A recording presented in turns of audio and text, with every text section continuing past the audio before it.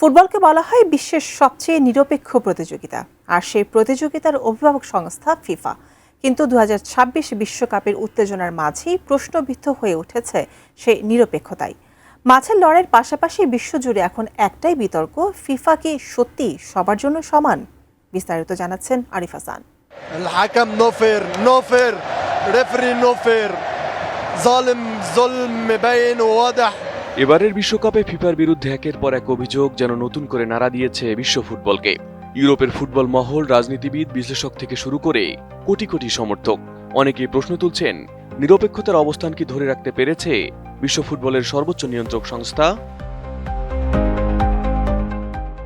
সবচেয়ে বড় বিতর্কের জন্ম দেয় যুক্তরাষ্ট্রের ফরওয়ার্ড ফ্লোরিন বালগানের লাল কার্ডের একটি ম্যাচের নিষেধাজ্ঞা স্থগিতের সিদ্ধান্ত। অভিযোগ ওঠে, রাজনৈতিক চাপের পরেই এই সিদ্ধান্ত নেওয়া হয়েছে। এই ঘটনাকে কেন্দ্র করে উয়েফা প্রকাশ্যেই জানায়, ফিফা একটি লাল রেখা অতিক্রম করেছে এবং এমন সিদ্ধান্ত বিশ্বকাপের অখণ্ডতা ও বিশ্বাসযোগ্যতাকে প্রশ্নের মুখে ফেলেছে।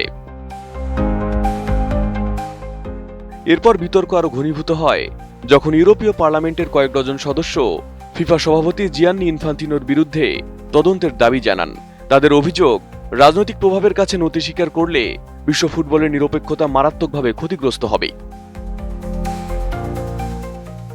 এর মধ্যে সামাজিক যোগাযোগ মাধ্যমে ব্যাপকভাবে আলোচনার জন্ম দেয় আরেকটি ঘটনা। আর্জেন্টিনার ম্যাচ নিয়ে ইনফান্তিনোর প্রকাশ্যে আবেগঘন মন্তব্যকে ঘিরে অনেক সমর্থক অভিযোগ করেন, ফিফা সভাপতি যেন একটি নির্দিষ্ট দলের প্রতি সহানুভূতি দেখাচ্ছেন। যদিও এই অভিযোগের পক্ষে কোনো আনুষ্ঠানিক প্রমাণ এখনও সামনে আসেনি, তবু সমালোচকদের মতে বিশ্ব ফুটবলের সর্বোচ্চ কর্মকর্তার এমন বক্তব্য নিরপেক্ষতার ভাবমূর্তিকে ক্ষতিগ্রস্ত করেছে। আর্জেন্টিনাকে ঘিরে ফিফার বিরুদ্ধে পক্ষপাতের অভিযোগ জোরালো হওয়ার অন্যতম কারণ গ্রুপ পর্বের ড্র।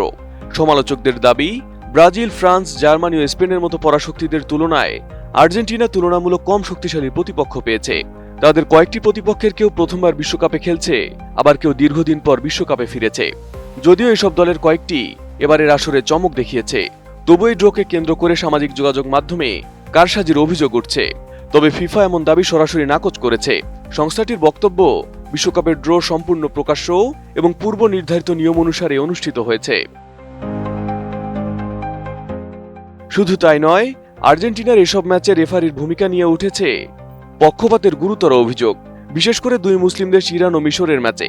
মিশরের কোচ থেকে শুরু করে প্লেয়ার মোস্তফা জিকো সবাই অভিযোগ করেছেন, মিশরের সাথে আর্জেন্টিনার এই ম্যাচটি পাতানো ছিল।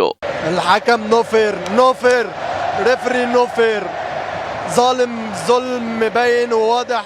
এদিকে শুধু খেলোয়াড় কিংবা সমর্থকরাই নন, নিরপেক্ষতা প্রসঙ্গে ইউরোপের সংবাদ মাধ্যমও লিখেছে, ফিফা ও ইউএফার সম্পর্ক এখন সাম্প্রতিক সময়ের সবচেয়ে বড় উত্তেজনার মুখে। অবশ্য সব অভিযোগ অস্বীকার করেছে ফিফা।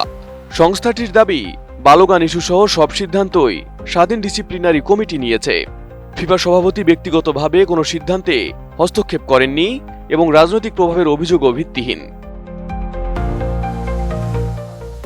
তবে প্রশ্নটি থেকেই যাচ্ছে, যখন বিশ্বের সবচেয়ে বড় ফুটবল টুর্নামেন্টকে ঘিরে নিরপেক্ষতা নিয়ে এত বিতর্ক, এত অভিযোগ এবং এত অবিশ্বাস তৈরি হয়, তখন শুধু একটি সংস্থা নয়, ক্ষতিগ্রস্ত হয় ফুটবলের প্রতি কোটি কোটি মানুষের আস্থা। Arif Hasan, ATN news.